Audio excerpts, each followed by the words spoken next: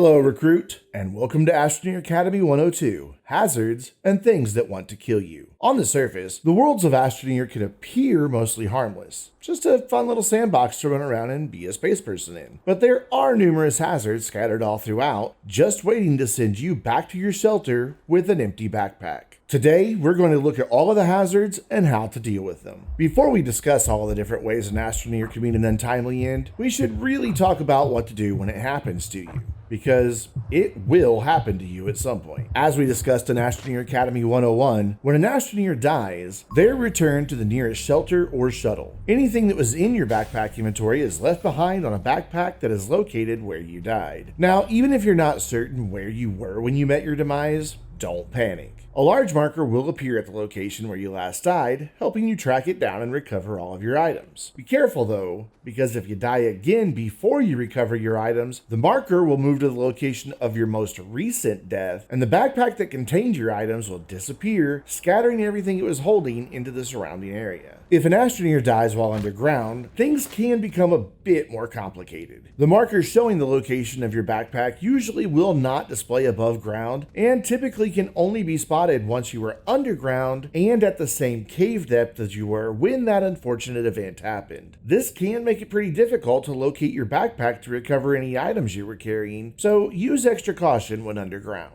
Once you have arrived at the location of your last death, simply hover your cursor over the discarded backpack to pick it up and move the items off of it and onto your current backpack. The death marker will now disappear, and you're ready to go explore all the ways that you can die in Astroneer. And here's a quick pro tip from, well, me. If you're having difficulty locating the marker for your discarded backpack, try heading to higher ground. That allows you to see longer distance. Better yet, if you have access to a jetpack, fly as high as possible and have a look around.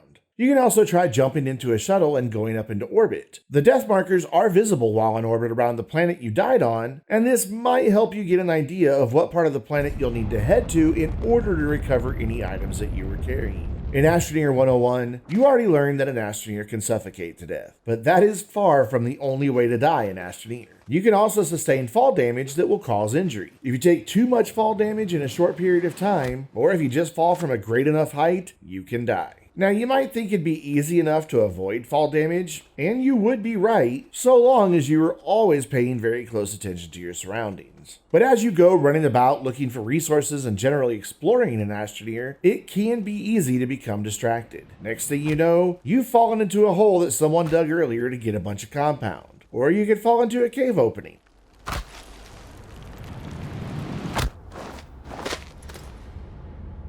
Or off a cliff, or into a deep canyon. Or maybe you just ran out of hydrazine for your jetpacks and go plummeting toward the ground.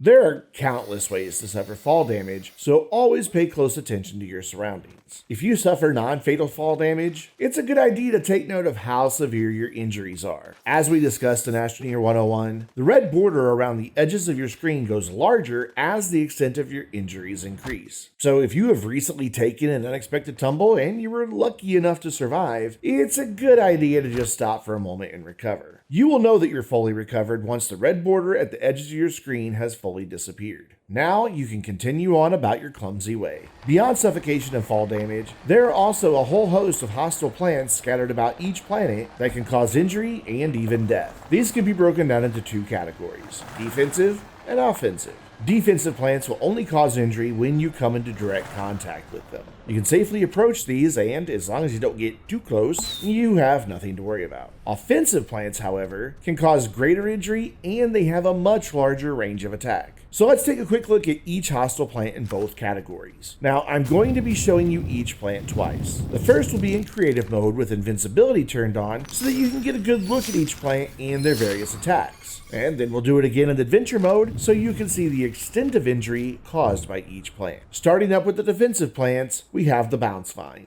You will typically find these on the surface of Silva, especially in wooded and mountainous biomes, though they can appear anywhere. If you step on the bounce vine, it can cause injury and even launch you into the air. While you can easily survive an encounter with a bounce vine, they can become especially dangerous in mountainous biomes, as they might launch you into the air and right over the edge of a cliff where you're gonna fall to your death. And this same risk is true for all of the plants that hit you or launch you into the air. And frankly, it's a pretty embarrassing way to die. Pop coral can typically be found in the caves of every planet, though you will sometimes see them on the surface of some planets. Now, pop coral are entirely harmless as long as you do not disturb them. You can walk right up to them, on them, and all around them with no risk at all. But if you dig too near them, they can explode. While the blast radius of an exploding pop coral is not very large, if you're close enough, you can suffer fatal damage. Dagger roots are often confused with pop coral due to their similar color and markings. You can tell them apart though, because dagger roots have large rounded tops while pop coral are mostly flat. Unlike pop coral, a dagger root is very dangerous if you get too close to them. If you get too close, the dagger root will try to defend itself by shooting out sharp spikes in rapid succession. You can easily be killed in just 2 or 3 hits from these spikes, so be sure to give dagger roots a lot of space. There is one angle you can safely approach a fully grown dagger root from, however, and that's directly from the top. You can jump from the top of one to the other and then away to the ground with no risk of injury.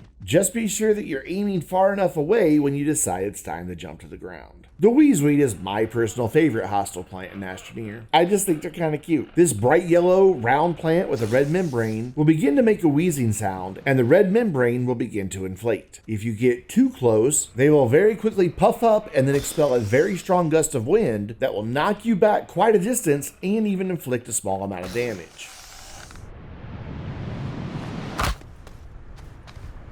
Spine lilies are green and red lily pads that could often be found in groups on Calidor and Aatrox. Like the bounce vine, the spine lily will launch you into the air if you step on it, and it will cause injury. These are much more powerful than a bounce vine, however, so you will be launched farther and possibly higher, which also increases your chances of taking fall damage immediately after suffering the initial injury from stepping on a spine lily. While it is rare, an encounter with a spine lily can be fatal. The Thistle Lip can be found on Visanya and Novus. If you approach it, it'll start to shake and emit pollen. Get too close and it'll quickly reach down and give you a smack. Given their slender shape, it can be easy to overlook a Thistle Lip, making their attack quite the jump scare. The Lash Leaf is also found on Visanya and Novus, and it resembles a large tongue with a flowering centerpiece. If you step on a Lash Leaf, it's going to launch you up into the air. The Lash Leaf can often be hard to spot because it blends into its surroundings quite well, especially on Novus. Lash Leaves can also often be found mostly buried, making them even harder to spot. And that brings us to the offensive flora, beginning with the Hispine. The Hispine can be found in the caves of all planets, though they do occasionally appear on the surface as well. The Hispine comes in 3 varieties: normal, vibrant, and dull. The Hispine will spray a cloud of acid at you if you're too near. You can often hear the Hispine without spotting it, given the telltale sounds that they emit. The normal variant does the least damage, while dull does the most damage, and repeated hits from any variant of Hispine can be fatal. It can be really difficult to tell which variant you're facing, as they all have a very similar appearance. The flowering portion at the very top will vary in brilliance, and it seems that they also tend to grow just a little bit taller the deadlier they are. Booma Loons can be found on the surface and in the caves of Glacio. When you approach them, they begin to inflate and emit a cloud of acid. If you get too close, they'll explode, often leaving behind a small crater. The explosion, coupled with the cloud of gas, can cause Booma Loon attacks to be fatal. The Cataplant has 2 variants, noxious and volatile. The noxious variety lobs a ball of gas towards you, which will pop after a few seconds and cause injury.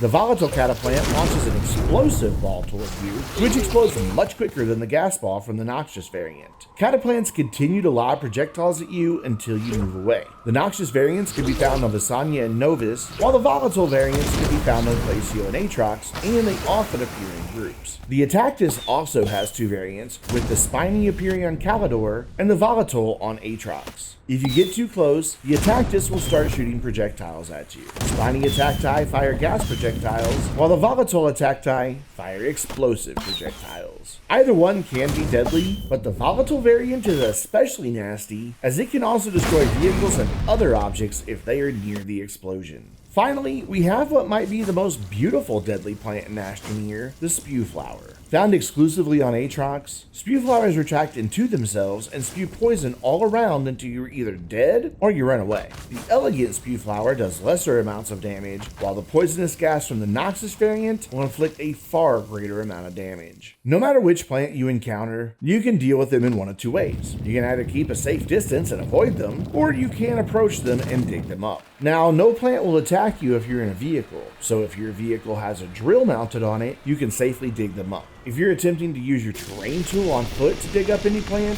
proceed with caution. Once a plant is dug up, it may produce scannable research samples, a research object for the research chamber,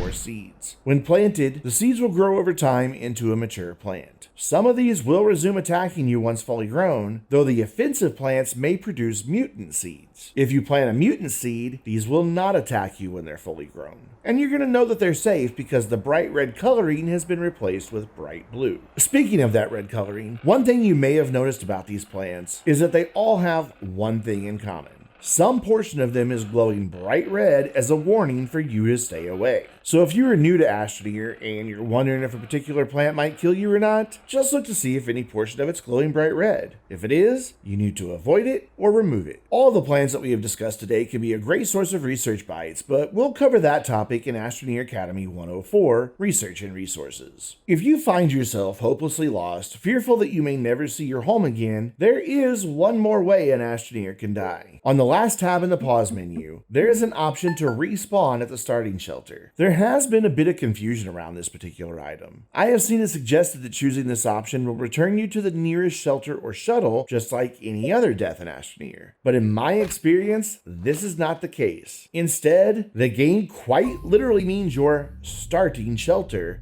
back on Silva. If you've traveled to a different planet when you invoke this desperate option, be prepared to recover not only the items from your backpack, but also the shuttle and anything else that you took along with you. And that wraps it up for Astroneer 102, Hazards and Things That Want to Kill You. Next time in Astroneer Academy 103, we'll take a look at power production and power consumers. So until then, I'm Brandon, reminding you to stay vainglorious.